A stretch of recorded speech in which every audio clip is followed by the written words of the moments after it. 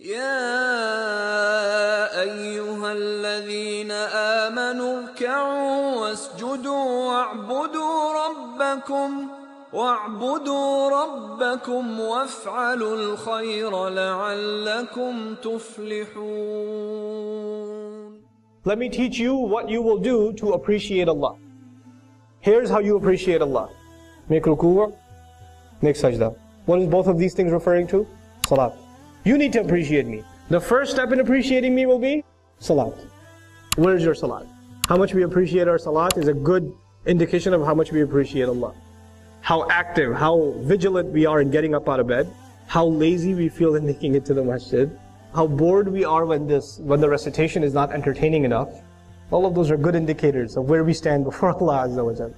You know, somebody who doesn't know about prayer, doesn't know about the Muslim prayer. A non-Muslim guy walks by and he sees people making salat. He's going to notice these people are standing with their head down. They're humble before somebody. Then they put their heads down like this halfway. Wow, they got even more humble. And when they got up, what happened next? Face on the ground, they got really humble. In other words, he's noticing that there's a progression in their humility to Allah, to whoever they're worshipping. They're getting even more and more subservient. This seems like they're appreciating their master, they appreciated him more, and they appreciated him even more. The progression of salat itself teaches us that we're supposed to evolve, grow in our humility to Allah. So this idea that as the more we serve, the more we're going to become humble. The extreme of humility was wasjudu. Then from there, because these two things still in the end, in essence, refer to salat. They refer to salat. What about in between the salawat?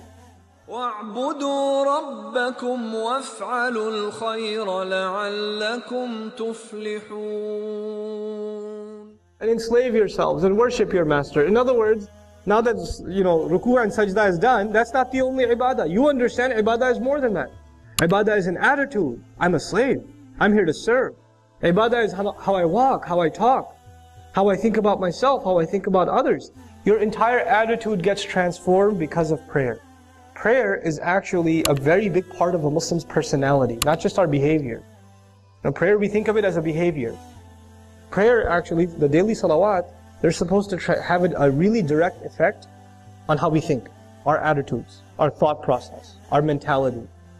Between Dhuhr and Asr, my thoughts are going to be impacted by the Dhuhr prayer. Between Asr and Maghrib, my thoughts, my priorities are going to be impacted by the Asr prayer. It's the way a Muslim carries himself as a abd. That's shape. That's what the salawat do. You know how pillars hold a building together? The salawat hold our day together. They hold our day together. In between, the between hours are dictated by what quality of salat we have. Now if the salat itself becomes empty, if the salat becomes just cardiovascular exercise, this becomes a review session for Surah Al-Ikhlas and Surah Al-Kawthar, because you don't have time for anything more. You know? If it just becomes that, you're not going to see a change in your personality.